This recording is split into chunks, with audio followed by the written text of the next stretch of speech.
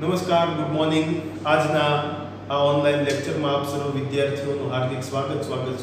Nice the primary school unit of જ્ઞાનમંત્રી વિદ્યાપીઠના આજના સંસ્કૃતના લેક્ચરમાં આપણે આગળ વાત કરીએ એ પહેલા મારા સાથી શિક્ષક મિત્ર શ્રી શરદભાઈ જોશી આજના લેક્ચરમાં મેં એમને આમંત્રિત કર્યા છે અને જે પાઠ વિશે આપણે વાત કરવાના છીએ, જે કાવ્ય તરફ આપણે જવાના છીએ તે સમજીએ તે પહેલા અત્યારે આપ સર્વ વિદ્યાર્થીઓ જાણો છો, માણો છો અને અનુભવો છો કે અત્યારે ચોમાસાની ઋતુ જે છે એ શરૂ છે અને વર્ષા ઋતુનું વાતાવરણ જે છે એ આહલાદક વાતાવરણ, અને એ આહલાદક વાતાવરણને વર્ણિત કરતા સુંદર મજાના ગુજરાતી ઘણા બધા ગીતો, કાવ્યો રચાયા. અને આપણે અહીંયા જ્યારે એસેમ્બલી હોય છે શાળાની, ત્યારે એસેમ્બલીમાં તો અવારનવાર સાંભળતા જ હોઈએ છીએ, પણ આજે જે વિષયાંગ ભણવાના છીએ એ ભણીએ એ પહેલા એ બધી સઘળી યાદોને તાજી કરીએ અને એ ગીત એક બધા જ વર્ષા ઋતુના ગીતોને આજે આપણે સાંભળવાના છીએ. તો સાથી શિક્ષક મિત્ર શ્રી શરદભાઈ આવશે અને સુંદર મજાના ગીતો આપણને સંભળાવશે. તો પ્રતીક સરે જે વાત કરી એ પ્રમાણે આવો થોડી ઝલક મેળવીએ આ વર્ષા ઋતુના ગીતોની. ઝવેરચંદ મેઘાણી દ્વારા જે રચિત ગીત છે એ ખૂબ પ્રચલિત છે કે અષાઢી સાંજના અંબર ગાજે. તો આવો એક ઝલક એની માણીએ. હેજી અંબર ગાજે ને મેઘડંબર ગાજે, હેજી રે અંબર ગાજે ને મેઘડંબર ગાજે, અષાઢી સાંજના અંબર ગાજે, અષાઢી સાંજના અંબર ગાજે. ગરવા ગોવાળિયાના પાવા વાગે, ગરવા ગોવાળિયાના પાવા વાગે, અરે પાવા વાગે ને સૂતી ગોપી જાગે, અષાઢી સાંજના અંબર ગાજે.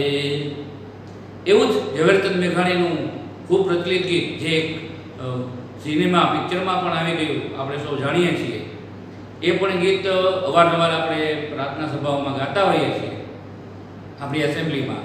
તો એવું પણ એક ગીત છે.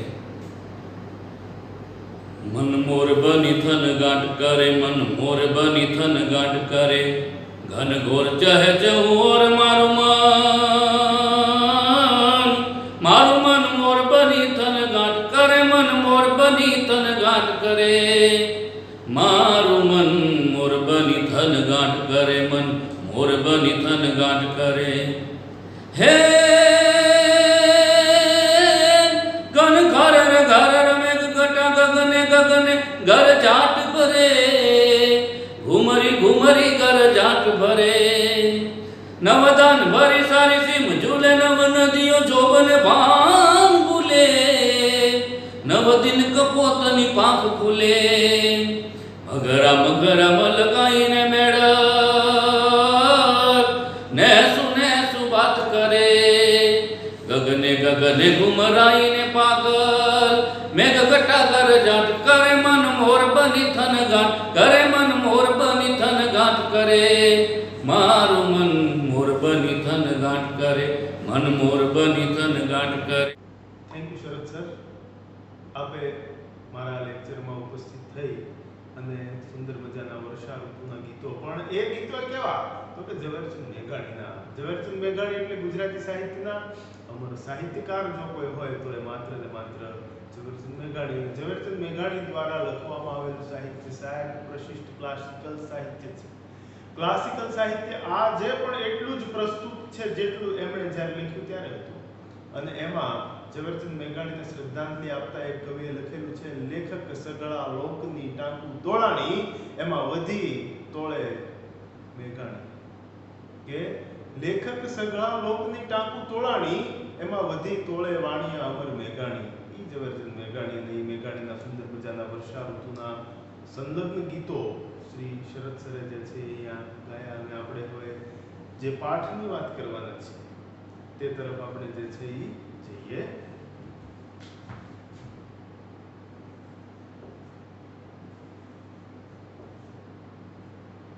મેઘો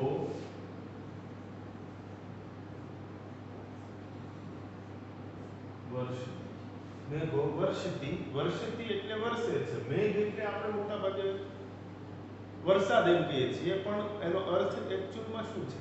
મેઘ કહેતા થાય છે વાદળ, અને વર્ષતી એટલે વરસે છે. તો ગુજરાતી અર્થ શું થાય છે? વાદળ વરસે છે. સુંદર મજાનું આ કાવ્ય. એ તરફ આપણે જઈએ એ પહેલા અત્યારે ચોમાસાના દિવસો ચાલે છે, આપણે સૌ જાણીએ છીએ. અને ચોમાસુની જે ઋતુ એમના વિશે તો સાહિત્યમાં ઘણું બધું લખાયેલું છે, ઘણું બધું કહેવાયેલું છે. ચોમાસાની ઋતુ એટલે આહલાદની ઋતુ, અને ચોમાસાની ઋતુમાં ધરતી જે છે એ કેવી સુંદર મજાની લાગે છે. આજુબાજુના આસપાસના વાતાવરણને જોઈએ તો એક આંખોને ગમે તેવા પ્રકૃતિના પ્રત્યેક કણ આપણને દર્શનીય જે છે એ લાગતા હોય છે.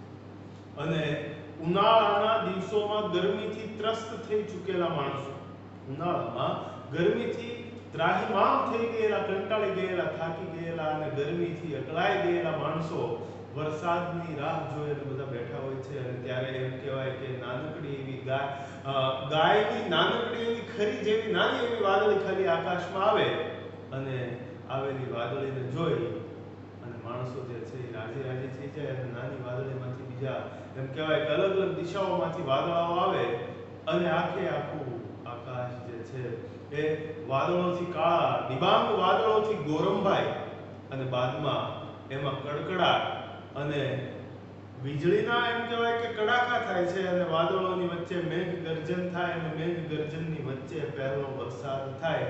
અને પહેલો વરસાદ થાય છે અને પૃથ્વીની માટી પર જ્યારે વરસાદના ટીપા છાંટા પડે છે, અને જે સ્મેલ આવે છે, સુગંધ આવે છે, માટીની મીઠી મહેક, એ માટીની મીઠી મહેક કેટલી રમ્ય હોય છે. એ આજની તારીખે કોઈ પણ પ્રકારની પરફ્યુમની પ્રોડક્ટ વાળા જે છે એનું નેચરલ નિર્માણ જે છે એ નથી કરી શક્યા. તેટલી મીઠાશ એ સુગંધની, એ સોળમની એ મીઠાશની હોય છે.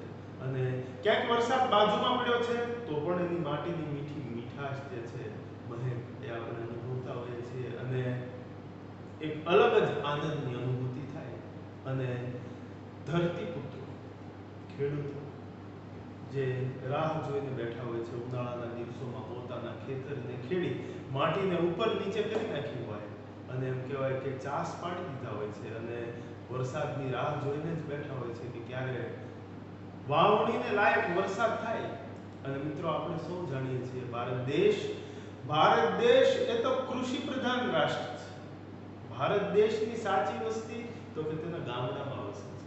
જો તમે તમારા ભારતનું સાચું દર્શન કરવા ઈચ્છતા હો, માંગતા હો, તો તમે એકવાર ગામડાની મુલાકાત લો, તો તમને જે છે એ ખ્યાલ આવશે કે આપણી ભારતીય ભૂતકાળની ભવ્યતા હજી હાલની તારીખે પણ જે છે એ ગામડાઓમાં સચવાયેલી છે. અને ગામડું હોય તો એ કેવું હોય, એના વિશે એમ કહેવું હોય તો કેમ હોય કે ગામડું એટલે તો કે ભલે ત્યાં રસ્તાઓ હજી કાચા છે, ભલે ત્યાં રસ્તાઓ હજી કાચા છે, પણ માણસો હૃદયના ખૂબ સાચા છે. માણસોના હૃદયના ભાવ જે છે એ શુદ્ધતમ ભાવો, અને એમ કહેવાય કે કોઈ પણ પ્રકારની છળ કપટના ભાવો ન હોય તેવા લોકો હોય એ મોટા ભાગના ગામડાના હોય છે. એટલે જ કવિએ કીધું કે ભલે ત્યાં રસ્તાઓ હજી કાચા છે, પણ માણસો હૃદયના અને દિલના બહુ સાચા છે. અને આ ગામડાની અંદર રાહ જોઈને બેઠેલા માણસો હોય કે ક્યારે વરસાદ થાય, અને વરસાદ થયા પછી આપણે ખેતરમાં બીજનું વાવેતર કરીએ અને આપણા ભવિષ્યને જે છે એ સુધારીએ. એ ખેડૂતોની આંખમાં રહેલા સ્વપ્નો સાહેબ કેટલા વિશાળ હશે, એના દ્રષ્ટિકોણ કેટલો જે છે એ સુંદર હશે. અને એ ખેડૂત પોતે રાત દિવસ પોતાના ખેતરમાં અથાગ પરિશ્રમ કરે છે, એનું પરિણામ છે કે મારા તમારા સૌના પેટ જે છે એ ભરાય છે. એ ખેડૂતો દ્વારા કરવામાં આવતું ખેતીનું કામ એ એક મોટો કૃષિ યજ્ઞ જ ગણી શકાય. એ કદાચ મંદિરે ન જાય, એ કદાચ હોમ હવન ન કરે, પણ એના દ્વારા પોતાના ખેતરમાં કરવામાં આવતી મહેનત એ એનો સાચા અર્થમાં જ યજ્ઞ છે. અને આ ખેડૂત રાહ જોઈને બેઠો હોય, વરસાદ થાય, પોતે તો કે પોતાના જે છે એ ઘરે રહેલા બળદને અને વાવણી કરવા માટે ઉપયોગમાં લેવામાં આવતું ખેડૂતનું એક ઓજાર જેને કહેવાય વાવણીયું લઈ અને પોતાના ખેતર જતો હોય અને આગળ એમ કહેવાય કે બળદ જઈ રહ્યા હોય અને બળદની ડોકમાં સુંદર મજાના મોટા ઘૂઘરા બાંધેલા હોય અને ઘૂઘરાનો મીઠો રણકાર જે છે એ સંભળાતો હોય અને દ્રશ્યો જે છે એ દોસ્ત કેવું સુંદર લાગે છે. અને પહેલો વરસાદ થાય, વરસાદ થઈ ગયા પછી આખા ખેતર જે છે એ પાણીથી તરબતર થઈ જાય, ધરતી જે છે સંતૃપ્ત થઈ જાય અને વરસાદ જે છે એ પ્રથમ વરસી ગયાના 1 થી 2 દિવસ બાદ એ ક્યાંથી આવી અને કોણ બીજ નાખે છે પણ ખ્યાલ જ નથી. પરમાત્માની રચના, પરમાત્માની કૃપા અને પરમાત્માની દિવ્યતા અને ભવ્યતાનો અહેસાસ આપણે ચોમાસાના પ્રત્યેક કણમાં અને પ્રત્યેક મણમાં જે છે એ અનુભવીએ છીએ કે કેટલાય ઘાસના નાના તૃણ જેને આપણે કહીએ છીએ, નાના ફૂલ છોડ ઉગી નીકળે છે, નાની ઘાસની જે છે એમ કહેવાય કે લીલોતરી ચારે બાજુ ધરતી પર છવાવા લાગે અને જૂની લાલ વડિયાના શબ્દોમાં કહેવું હોય તો ધરતી કેવી લાગે છે તો કે જાણે કોઈ નવોઢા હોય, જાણે કોઈ નવોઢા પરણવા જઈ રહેલી નવી સુંદર સ્ત્રી હોય અને એને લીલા રંગનું સુંદર મજાનું પાનેતર પહેર્યું હોય અને એ પાનેતર પહેરેલી જે નવોઢા સુંદર લાગે ને એટલી સુંદર ધરતી માતા જે છે એ પ્રથમ વરસાદ થઈ ગયા પછી સુંદર લીલું પાનેતર પહેરી ચૂક્યા હોય ને એવા લાગે છે. અને ચારે બાજુ એમ કહેવાય કે નદી નાળા તળાવો છલકાઈને વહી રહ્યા હોય, પ્રકૃતિના પ્રત્યેક તત્વમાં એક નવો સંચાર, એક નવી તાજગી, એક નવું તેજ, એક નવો પ્રકાશ જે છે એ પથરાઈ જાય અને પ્રકૃતિના પ્રત્યેક કણ દાર્શનિક લાગવા લાગે છે. એ ઋતુ એટલે ચોમાસાની ઋતુ. તો આપણે ગુજરાતીમાં, ઇંગ્લિશમાં અને સંસ્કૃતમાં હવે કાવ્ય ભણવાના છીએ. તમારે નિબંધ લેખનમાં પણ વર્ષાની હેલી, મારી પ્રિય ઋતુ અથવા ચોમાસું, આ બધા જ પ્રશ્નો પૂછાય. ત્યારે આ બધા પ્રત્યેક બાબતોનો આપણે વણીને વાત કરીએ તો આપણું લખાણ 100% સુંદર, શ્રેષ્ઠ અને અન્યોથી કંઈક અલગ તરી આવતું હોય તેવું આપણું લખાણ જે છે એ બની રહેતું હોય છે. ચોક્કસ માત્રામાં, પૂરતી માત્રામાં કાળા ડિબાંગ ઘનઘોર થયેલા વાદળો વરસે અને ધરતી પર જ્યારે વરસે છે ત્યારે ચારે બાજુ બસ પાણી, સર્વત્ર પાણી થઈ જાય છે અને બાદમાં સંતૃપ્ત થયેલી ધરતી, સંતોષ પામેલી ધરતી, સંતોષ પામેલા માણસો, એમની મનોદશા કેવી હોય છે અને ગામડામાં કેવો સંચાર શરૂ થઈ જાય છે. ખેડૂતો તો કે ખેડૂત પોતે જે છે એ પોતાના તમામ કામ પડતા મૂકી અને ખેતીમાં વાવણી કરવા માટે જે છે એ ખેતરમાં પહોંચી ગયા હોય અને આજે પણ અત્યારે ચોમાસાના જ દિવસો છે. ચારે બાજુ જે છે તમે જ્યાં છો તેની આસપાસમાં સર્વત્ર એક સુંદર લીલી ચાદર પથરાયેલી આપણે સૌ અનુભવીએ છીએ, જોઈએ છીએ અને એ જોતાની સાથે એ પ્રકૃતિની ભીતર રહેલી આ લીલાશને, ફૂલછોડને, વૃક્ષોને, પાંદડાઓને, વેલીઓને, નાના ઘાસને, ઉગી નીકળેલા નાના ઘાસને જોઈ અને આંખોને એક અલગ જ આહલાદ થાય અને હૃદયને એક અલગ જ આનંદની અનુભૂતિ થાય તેવી ઋતુ એટલે ચોમાસાની ઋતુ. મેઘો વર્ષતી, વરસાદ વરસે છે, પણ વરસાદ વરસે છે અને શું થાય છે જેની વાત મહાબલેશ્વર ભટ્ટ નામના એક કવિએ આ કાવ્યની જે છે એ રચના કરેલી છે. તો આપણે ખાસ યાદ રાખીશું કે આ કવિતાના કવિ કોણ છે. તો ખાસ યાદ રાખીએ,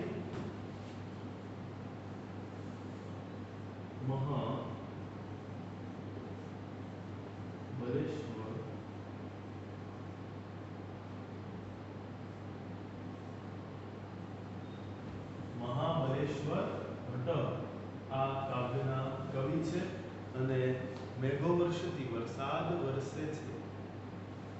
મેઘ એટલે આપણે મોટા ભાગે વરસાદ એમ સમાનાર્થી શબ્દ ગુજરાતીમાં લઈએ છીએ, પણ મેઘનો સમાનાર્થી કાવ્યમાં અર્થ લેવાનો છે આપણે મેઘ કહેતા વાદળ. વાદળ વરસે છે અને શું થાય છે? જે કાવ્યમાં મહાબળેશ્વર ભટ્ટ કવિએ જે સુંદર મજાનું નિરૂપણ કરેલું છે તેની આવો સાથે મળી આપણે વાત કરીએ.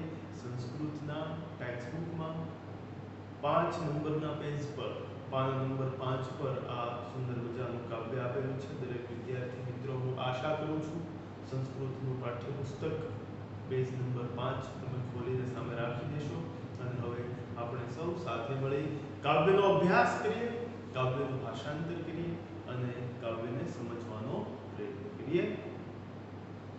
મેઘો વર્ષતી એટલે વાદળ, વર્ષતી એટલે એનો શબ્દાર્થ થાય છે વરસે છે. તો અહીંયા કેટલાક ટિપ્પણ છે જેની નોંધ આપણે સાથે સાથે કરતા રહીશું. હું અહીંયા બોર્ડમાં એ ટિપ્પણ શબ્દાર્થ લખું છું, તમારે મારી સાથે સાથે તે તમારા બુકમાં સાથે સાથે લખી લેવાના છે.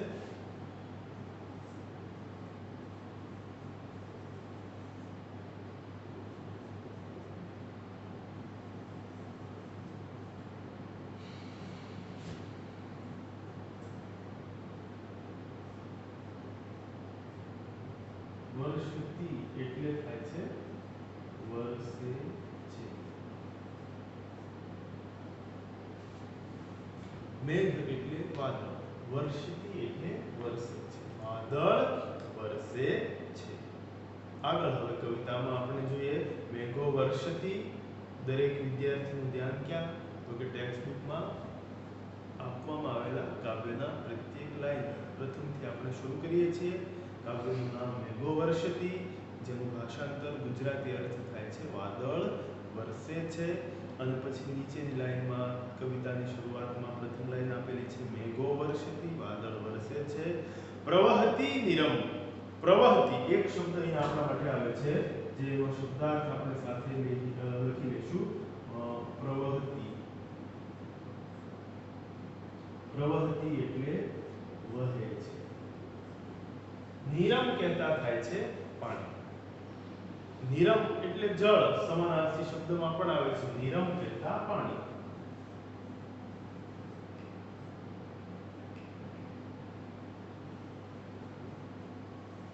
પાણી અથવા જળ, આવા અર્થ જે છે એ આ શબ્દના નીકળે છે. નિરમ એટલે પાણી. પ્રવહતી નિરમ. પ્રવહતી એટલે નિરમ, પણ શું? તો કે નિરમ પ્રવહતી, પાણી વહે છે. આપણે સૌ અનુભવીએ છીએ કે જ્યારે વરસાદ થાય, વરસાદ આવે છે ત્યારે સર્વત્ર પાણી પાણી પાણી પાણી. શ્રીકાર વર્ષા થયા પછી સર્વત્ર પાણી જે છે એ આપણને જોવા મળે છે. વહેતું હોય, નાના નાના ઝરણાઓ વહેતા હોય, નાના નાના જેને આપણે ધોરિયાઓ કહીએ છીએ, નીક કહીએ છીએ, એ પણ વહેવા લાગે છે. એટલે અહીંયા કવિ કહે છે પ્રવહતી નિરમ, પાણી વહે છે. પછી આગળ આવે છે તુષ્યતિ કૃષકઃ. આપણે શબ્દાર્થ પણ અહીંયા સાથે લખીશું તુષ્યતિ.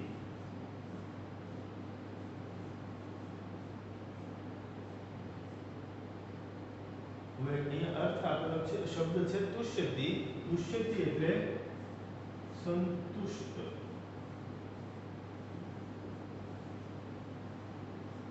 સંતુષ્ટ થાય છે એટલે એને સંતોષ અનુભવાય છે. પણ કોને? તો એના માટેનો શબ્દ છે કૃષકઃ. કૃષકઃ કહેતા ખેડૂત.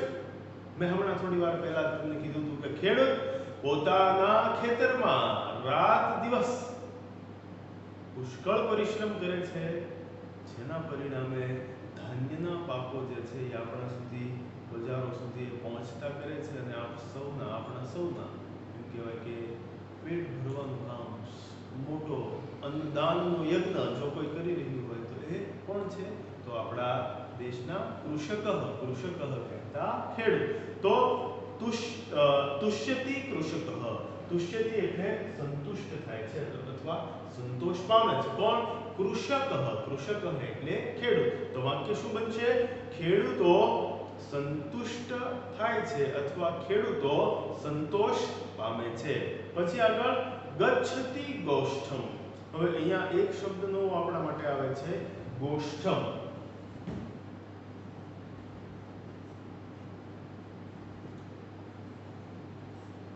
ગોષ્ઠમ એટલે પશુઓનો વાડો. પશુઓનો વાડો એટલે તો કે જ્યાં આગળ ઘરમાં પશુઓ હોય, ગાય, ભેંસ, બળદ, એમને તો કે ઘરમાં રાખવાની એક નિશ્ચિત જગ્યા, જે વાડા જેવું બનાવવામાં આવેલું હોય, એ વાડામાં તો કે પશુ માટેની નિરણ, એને ખવડાવવા માટેનું ઘાસ રાખેલું હોય, સાથે એને પાણી પીવડાવવા માટેની પણ જે છે એ વ્યવસ્થા કરેલી હોય. આ ઉપરાંત પશુઓનો વાડો હોય તો ત્યાં આગળ પાછી ગમાણ આવે. ગમાણ એટલે તો કે પશુઓના એ વાડામાં સુંદર મજાના ચોરસ મોટા મોટા પથરાઓ જે છે એ આડા મૂકી અને બનાવવામાં આવેલી એક જગ્યા, જે ભાગની અંદર ભીતરમાં તો કે પશુઓનો ઘાસચારો જે છે એ નાખવામાં આવે અને બાજુમાં બાંધવામાં આવેલું, ખીલા પર બાંધવામાં આવેલું ઢોર, પશુ જે છે એ તો કે ઝડપથી એમાંથી જે છે વ્યવસ્થિત રીતે, સારી રીતે પોતાને ઘાસ જે છે એ ખાવાની વ્યવસ્થા જળવાઈ રહે એવી જગ્યા, સ્થળ, જેને કહેવામાં આવે છે ગમાણ. તો અહીંયા આગળની વાત છે પશુઓનો વાડો, પણ શું? ગોષ્ઠમ. ગોષ્ઠમનો અર્થ થાય છે પશુઓનો વાડો. ગચ્છતિ ગોષ્ઠમ. કોણ? તો કે કૃષક, એ ખેડૂત. શું કરે છે? વરસાદ વરસી ગયો, ખેડૂતને સંતોષ થઈ ગયો કે બસ સુંદર વરસાદ જે છે એ થઈ ગયો, ખેતરમાં સર્વત્ર પાણી પાણી અને પાણી થઈ ગયું છે. હવે તો કે હવે આગળનું કામ વાવણી કરવાનું હોય, તો વાવણી કરવા જાય એ પહેલા પોતાના વાવણીના ઉપયોગમાં લેવાના જે કોઈ એમ કહેવાય કે પશુ છે, એને જ્યાં બાંધવામાં આવેલા છે એ ગોષ્ઠમમાં, પશુઓના વાડામાં એ જાય છે અને ગચ્છતિ ગોષ્ઠમ, તે પશુઓના વાડામાં જાય છે અને ત્યાં આગળ જઈ અને પછી શું કરે છે? આગળની લાઈન સંસ્કૃત ભાષાંતર આપણે કરીએ. નયતિ ચ વૃષભમ. નયતિ, આ એક શબ્દ જે છે એ આપણા માટે નવો આવે છે. નયતિ એટલે શું? તો કે નયતિનો અર્થ થાય છે લઈને જવું.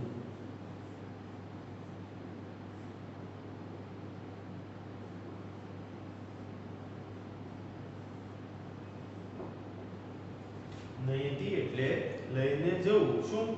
અને તે ખેડૂત શું કરે છે? નયતિ ચ વૃષભમ, એવો અર્થ અહીંયા શબ્દાર્થ તમને આપવામાં આવેલી છે. આ કેવી લાઈન છે, વાક્ય છે કે નયતિ એટલે લઈને જાય છે, પણ શું? તો કે ચ વૃષભમ. ચ વૃષભમ નયતિ, તે શું કરે છે? તો કે અને તે કોણ? તો કે જેની આગળ વાત કરી ચૂક્યા છીએ તે ખેડૂત. તે ખેડૂત અને તે ખેડૂત, ચથી વાતની શરૂઆત થાય, અન્વય જેને કહેવામાં આવે છે. મેં અગાઉના લેક્ચરમાં પણ તમને વંદના ભણાવ્યું ત્યારે અન્વય વિશેની માહિતી વાત જે છે એ કરેલી હતી કે સંસ્કૃતના શ્લોક જે છે એને જ્યારે ગુજરાતીમાં ભાષાંતર કરીએ ત્યારે સંસ્કૃત શ્લોકની ભીતર, વાક્યની ભીતર રહેલા શબ્દોનું આગળ પાછળ થવાની ક્રિયાને અન્વય તરીકે આપણે ઓળખીએ છીએ. તો અહીંયા અન્વય પ્રમાણે જોઈએ તો કે ચ વૃષભમ નયતિ, એવું વાક્ય થાય. ચ એટલે અને, વૃષભમ એટલે બળદને. કોણ? તો કે ખેડૂત. અને તે ખેડૂત બળદને નયતિ. નયતિ એટલે લઈને જાય છે. નયતિ એટલે લઈને જવું, તો નયતિ એટલે લઈને જાય છે. અને તે ખેડૂત બળદને લઈને જાય છે. ક્યાંથી લઈને જાય છે? તો કે ગોષ્ઠમ. ગોષ્ઠમ એટલે પશુઓના વાડામાંથી. પશુઓના વાડામાંથી ક્યાં? તો કે પોતાના સંતુષ્ટ થયેલા, પાણી પાણી થઈ ગયેલા ખેતરમાં વાવણી કરવા માટે જવાનો છે. એટલે પોતે ગોષ્ઠમમાં, પોતે પશુઓના વાડામાં જશે, ત્યાંથી પોતાના બળદને લઈને તે જાય છે. પછી શું? આગળની લાઈનમાં જો આપવામાં આવેલું છે હલમ અપી વહતી. હલમ અપી એટલે હળને પણ. હલમ એટલે હળ, હળ એટલે ખેતર ખેડવાનું એક ખેતીનું સાધન, ઓજાર. એ હલમ અપી વહતી, હળને પણ વહતી શબ્દ એક અહીંયા આપણા માટે જે છે એ આપવામાં આવેલો છે. વહતી એટલે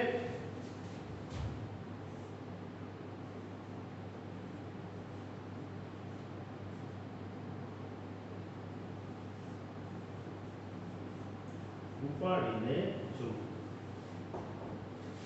વહતી એટલે ઉપાડીને જવું. પણ કઈ રીતે? તો કે આગળ જેની વાત થઈ ગઈ છે તે કૃષિક, તે ખેડૂત શું કરે છે?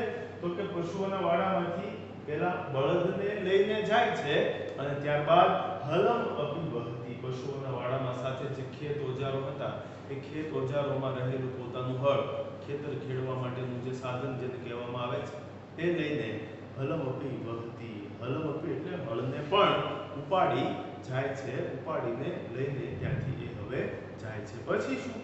કર્ષતિ ક્ષેત્રમ. કર્ષતિ એટલે શું થાય છે? શબ્દાર્થ છે અહીંયા નવો આપણા માટે.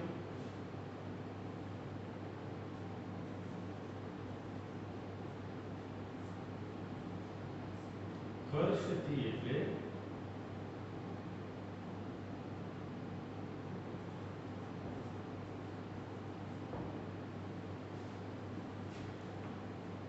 કર્ષતિ એટલે ખેડવું. ખેડવું એટલે તો કે ખેતીવાડી જે છે એ કરવાની હોય એમાં પેલા ખેતરને જે છે એ ખેડવામાં આવે છે, એમાં ચાસ પાડવામાં આવે છે. ખેડવું એટલે જમીનનું ઉપર નીચે થવાની આખી જે ક્રિયા એટલે ખેડાણની ક્રિયા. વિજ્ઞાનમાં તમે આ વાત જે છે એ વ્યવસ્થિત રીતે અગાઉના ધોરણોમાં પણ ભણ્યા છો અને એની વાત પણ આગળ જતા તમારે આવશે. કર્ષતિ એટલે ખેડવું.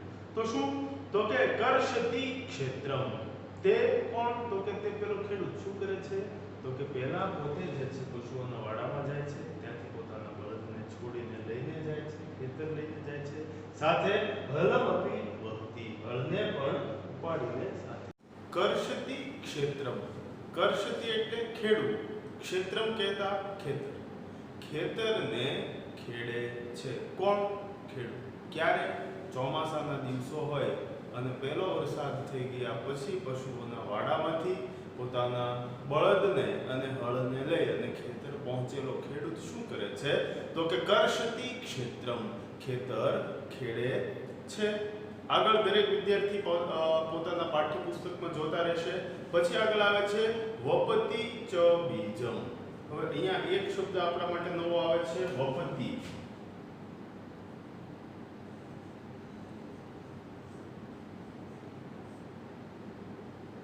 વપતિનો અર્થ થાય વાવવું. વાવવું એટલે વાવેતર. વપતિ ચ બીજમ, બીજ વાવે છે. ઈશ્વરની રચના કેટલી અદ્ભુત છે કે એક બીજ વાવવામાં આવે, એકમાંથી અનેક થઈ જાય તેવી પરિસ્થિતિ પરમાત્મા દ્વારા જે છે એ અદ્ભુત અને અદ્ભુત આયોજિત કરાય છે. કવિ ભગત બાપુ કવિ દુલાભાઈ કાગ એમ કહેતા, પૃથ્વી તણો પીંડો કર્યો, રજ ચાક ઈ લાગ્યો ક્યાંથી હશે, બબ્બે મશાલો બાળતો અજવાળતો ઊભો મશાલી ક્યાં હશે. કવિ કે આ બધું જોવા તણી દિલ મહી શંખના ખટકી રહી, બ્રહ્માંડ મેં ભટકી રહી અને અંતે મતી અટકી.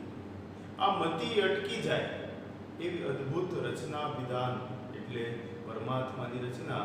અને તો કે અણુ માતે આખો વડ સંકેલો, તેના મુખ ઊંડા મોરાર.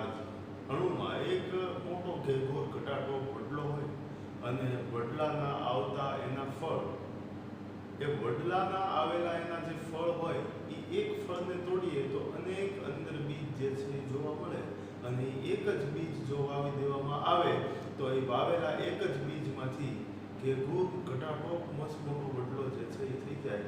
પરમાત્માની રચના, પરમાત્માનું સર્જન જે છે એ કેટલું અદ્ભુત કહેવાય. તો ખેડૂત ખેતરે જઈ અને પછી શું કહે છે?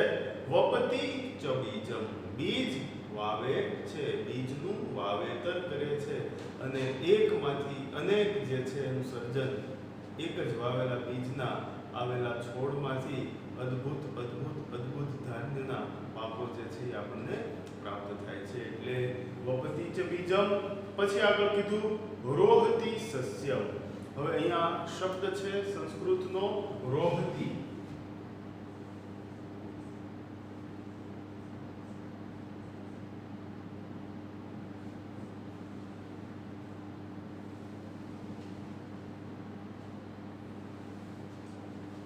શબ્દ છે રોહતી. રોહતીનો અર્થ ગુજરાતી થાય છે ઉગે છે અથવા ઉગવું. અને નવો બીજો એક શબ્દ છે સસ્યમ.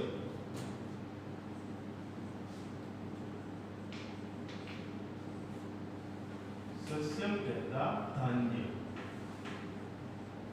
ધાન્ય કહેતા અનાજ. ખેતરમાં ગયેલો ખેડૂત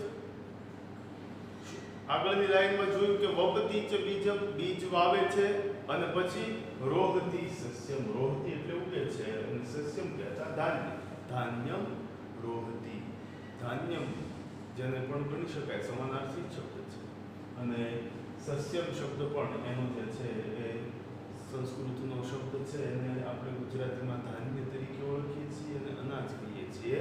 તો અહીંયા વાત આગળ એમ આવે છે રોહતી સસ્યમ, સસ્યમ કહેતા અનાજ, રોહતી કહેતા ઉગે છે. અનાજ પુષ્કળ માત્રામાં, વિપુલ માત્રામાં, અખૂટ માત્રામાં જે છે એ ઉગે છે અને એ અનાજથી જ તે ખેતરમાં મહેનત કરી અને પકવેલા પાકના પ્રાપ્ત થયેલા અનાજમાંથી સમગ્ર માનવ જાતિનું પેટનું ભરણ પોષણનું કામ જે છે એ થાય છે. આપણે સૌ જાણીએ છીએ એની પાછળ ખેડૂતનો અથાગ પરિશ્રમ, અતૂટ શ્રદ્ધા છુપાયેલી છે, રહેલી છે. એનો જ આ પરિણામ આપણે કદાચ પ્રાપ્ત કરીએ છીએ.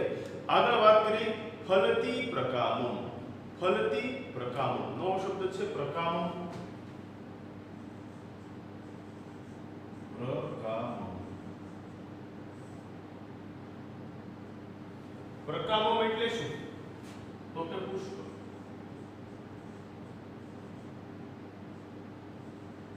ખૂબ જ ફલતી પ્રકામમ કે પુષ્કળ ફલતી એટલે પાકે છે.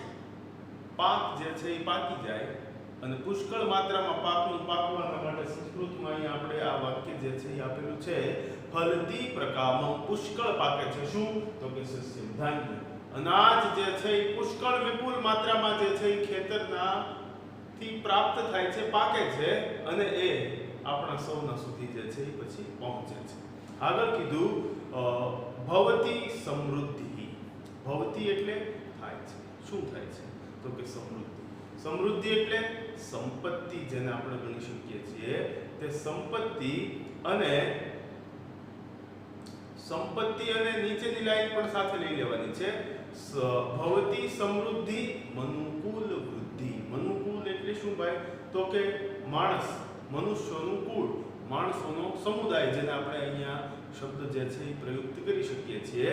તો સમૃદ્ધિ એટલે કે સંપત્તિ અને મનુકૂલ વૃદ્ધિ. મનુકૂલ સંપત્તિ અને મનુકૂલ વૃદ્ધિ એટલે માણસોની વૃદ્ધિ. મનુકૂલ વૃદ્ધિ આપણે સંધિ છૂટી પાડીએ તો આપણને ખ્યાલ આવે. મનુકૂલ વૃદ્ધિ.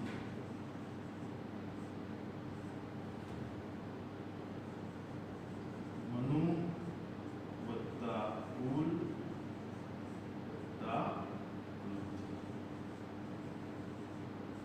મનુ એટલે માણસોના, મનુષ્યોના, કુલ એટલે કુળની, સમૃદ્ધિ એટલે વૃદ્ધિ.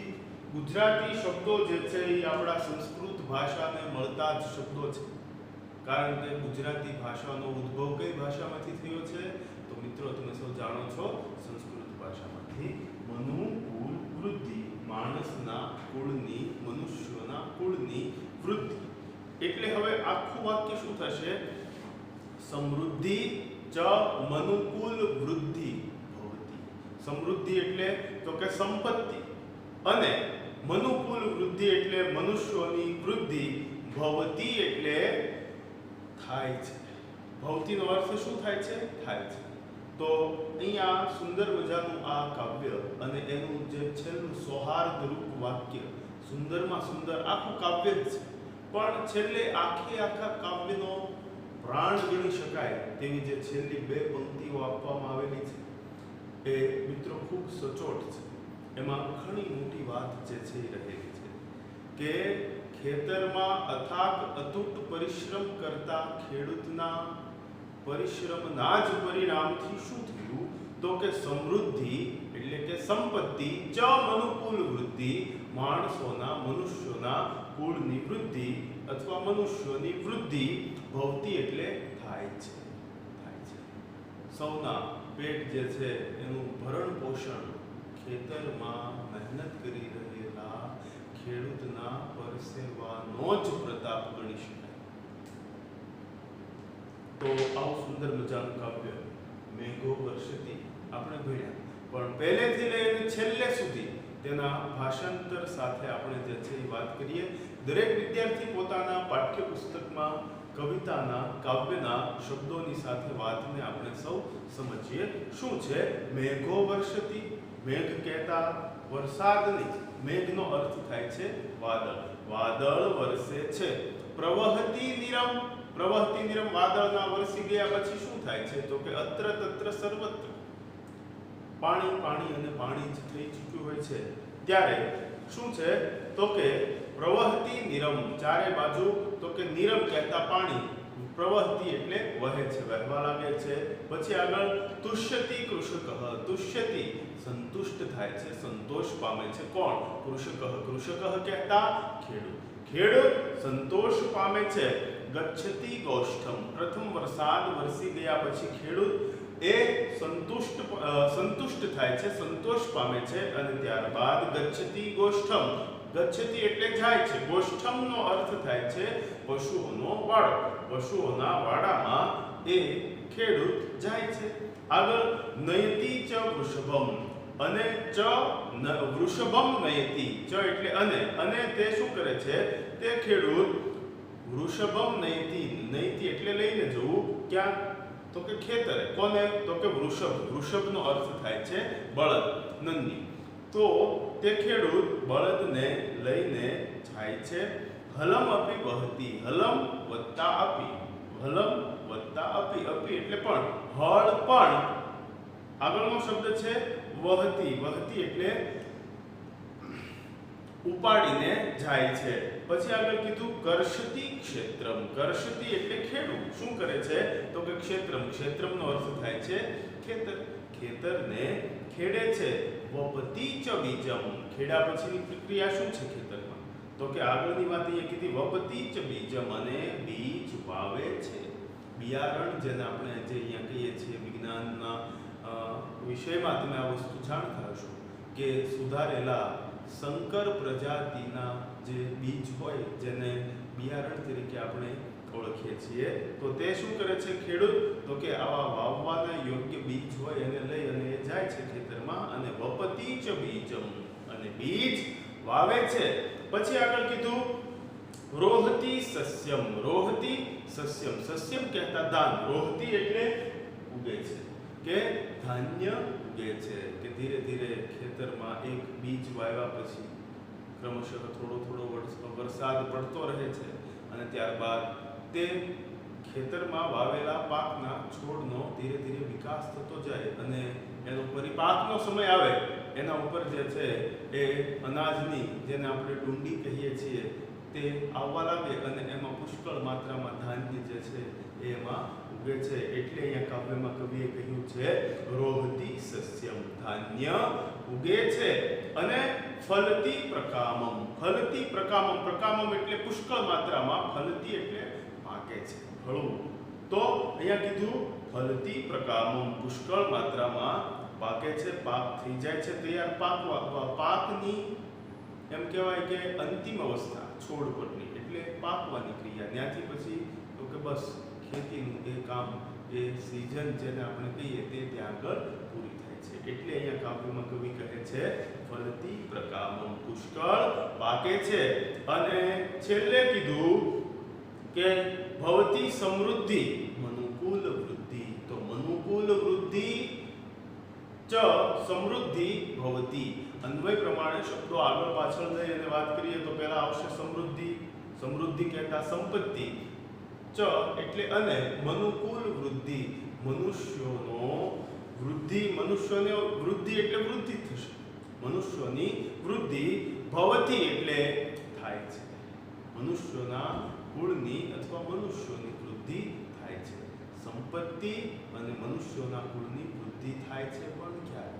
તો કે પોતાના ખેતરમાં ચોમાસામાં વાવેતરનો પાક જે છે એ વાવી દીધા પછી એની લણણીની ક્રિયા જ્યારે પૂરી થાય, અને જ્યારે અનાજનો પાક જે તૈયાર થઈ ગયો ખેતરમાં, એને પોતાના બળદગાડામાં ભરી અને એ ખેડૂત જે છે એ પોતાના ઘરે લઈ જાય, ત્યારબાદની આખી પ્રક્રિયા આપણે સૌ અત્યારે તો જાણીએ છીએ કે યાર્ડ થઈ ગયા છે.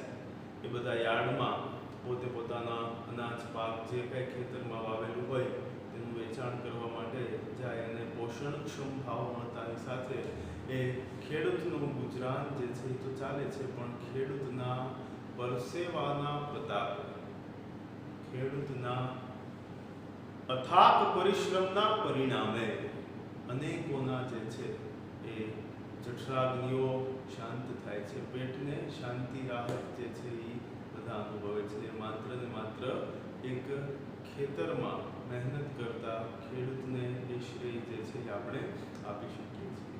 પહેલાના સમયમાં મિત્રો તમે જાણતા હશો કે જ્યારે બિયારણની કોઈ લાંબી સુવિધા નહોતી, બિયારણના સંકર જાતો પ્રજાતોની જે છે એ કોઈ નસલ જ્યારે વૈજ્ઞાનિકોએ શોધી ન હતી, એ સમયમાં એ વખતમાં ખેડૂત જે છે એ પોતાના પ્રાપ્ત થયેલા પાકમાંથી થોડા એમ કહેવાય કે સારામાં સારા હોય તેવા બીજ જે છે એ લઈ લેતા અને ખેડૂત મિત્રો એનું વાવેતર કરતા હતા.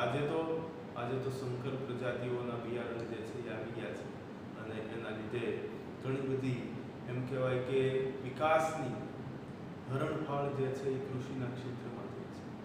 ખેતરમાં ખેડૂત જે છે એ રાત દિવસ મહેનત કરે છે, વરસાદ પડે છે ત્યારે પાકને નવજીવન તો પ્રાપ્ત થાય છે, પણ કદાચ વરસાદ ખેંચાણો હોય, લંબાણો હોય તો પણ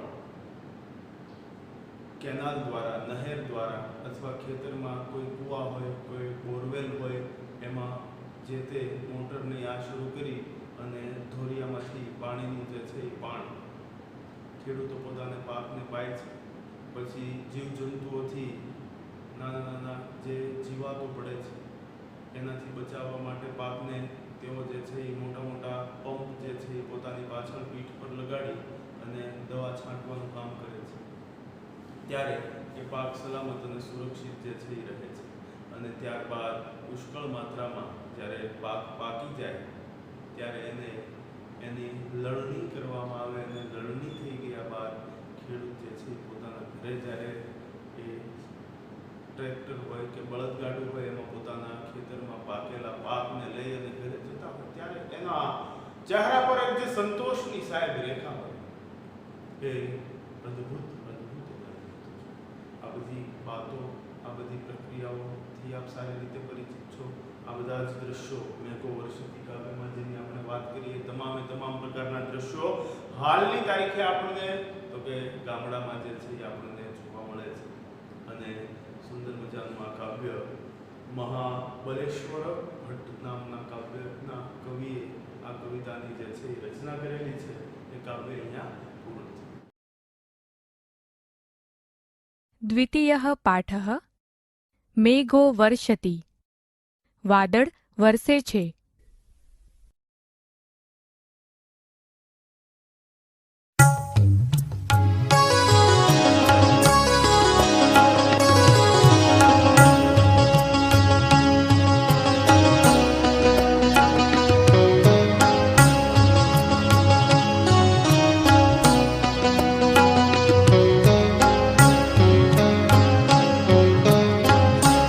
मेघो वर्षति प्रवहति नीरं.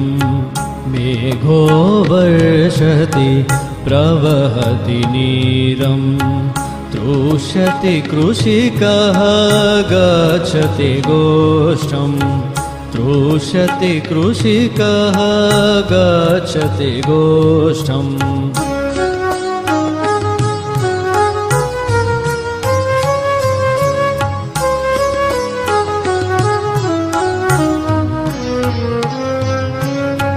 नयति च वृषभम् अलमपि वहति. नयति च वृषभम् अलमपि वहति. कर्षति क्षेत्रं वपति च बीजम्. कर्षति क्षेत्रं वपति च बीजम्.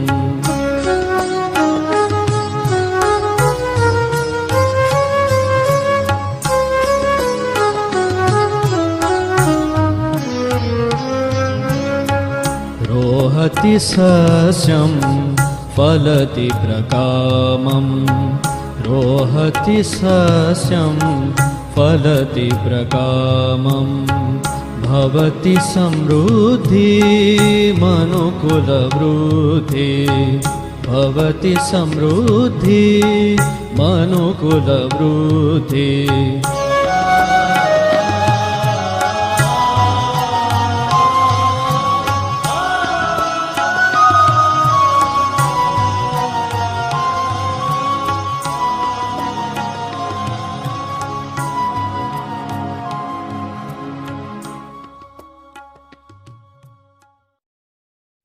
મેઘો વર્ષતિ મેઘો વર્ષતિ વાદળ વરસે છે.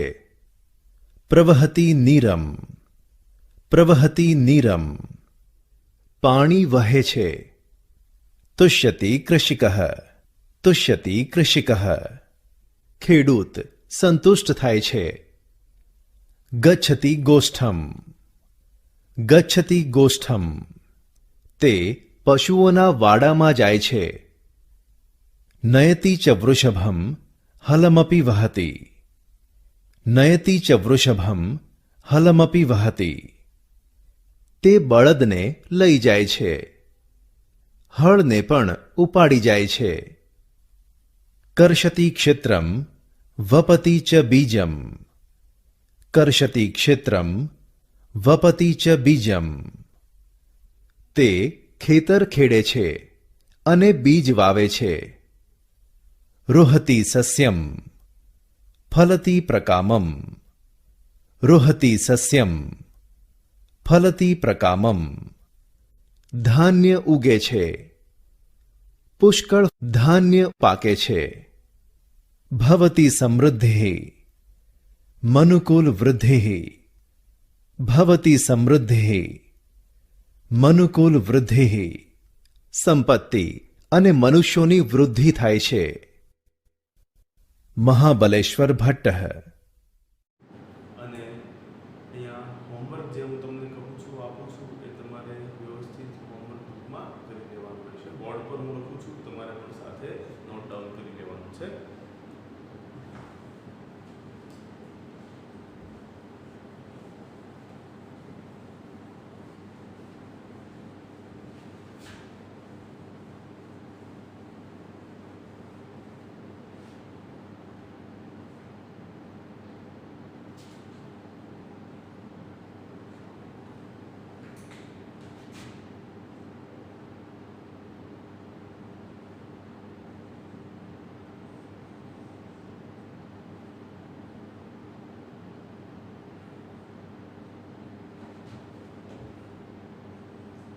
મેઘો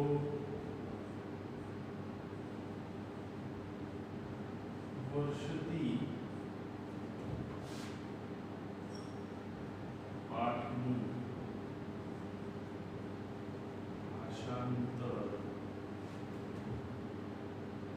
તથા પાઠના શબ્દાર્થ